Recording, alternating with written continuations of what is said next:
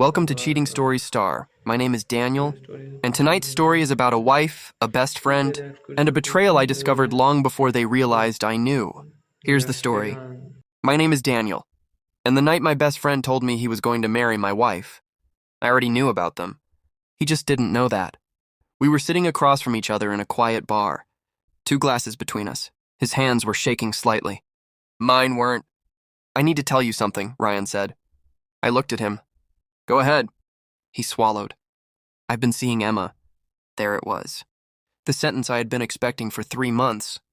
I took a slow sip of my drink. Ryan stared at me, waiting for anger. A punch. Anything. Instead, I asked, how long? His face changed. About 6 months. I nodded. 6 months. That was almost exactly when I had first noticed Emma pulling away from me. Ryan leaned forward. I never wanted this to happen. I almost smiled. People always say that when they want to make a decision sound like an accident. Then he said the part he had clearly rehearsed. Emma and I are serious. She wants to leave you. I looked at my best friend, then at the man who had been sitting beside me at family dinners while secretly sleeping with my wife. Okay, I said. Ryan frowned. That's all you're going to say? I placed my glass on the table. No. I looked directly into his eyes.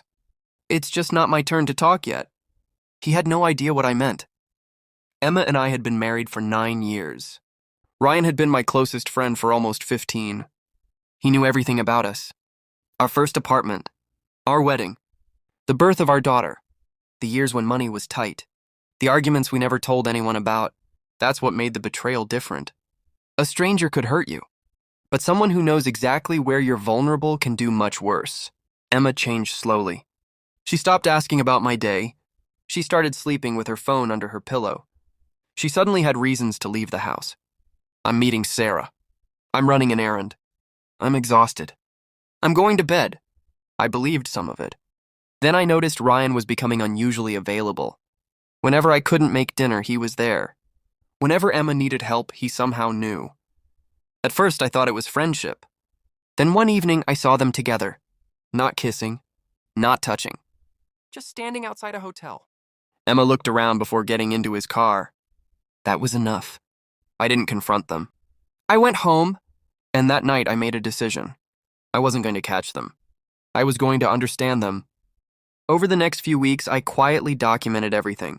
Phone records, hotel receipts, restaurant bills, messages I found on an old tablet Emma had forgotten about. I never broke into anything. I didn't need to. People who believe they're getting away with something become careless. The messages told me enough. Ryan was promising Emma a future. He told her I'd never appreciate her. He said our marriage was already dead. Emma believed him. Then I found something that changed the story. Ryan wasn't just seeing my wife.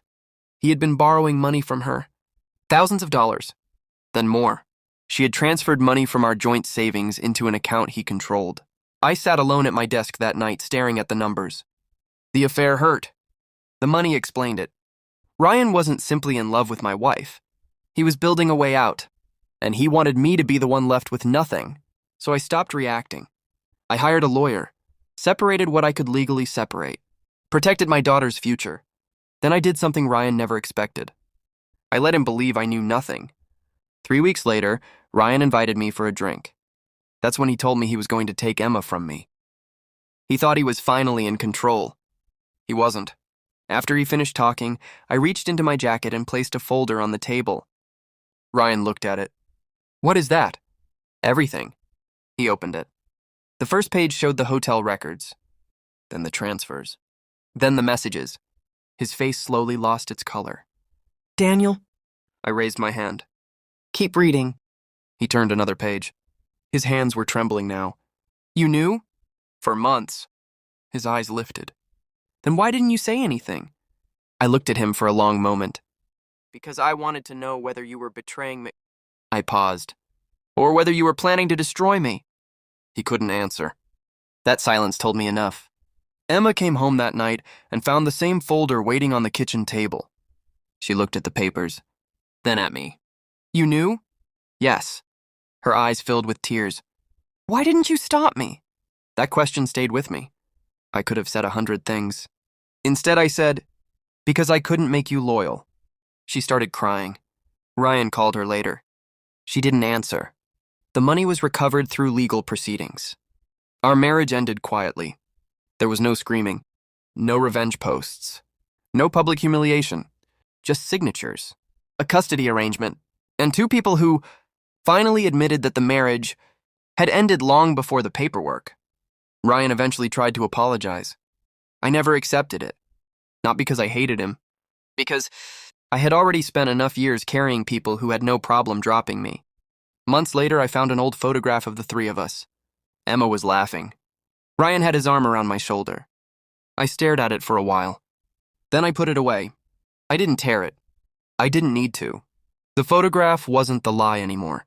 The lie was believing that loyalty was something I could earn by being good enough. I had known all along. I just hadn't known how far they were willing to go. Now I did. And once you finally see someone clearly, you stop mourning the person you thought they were.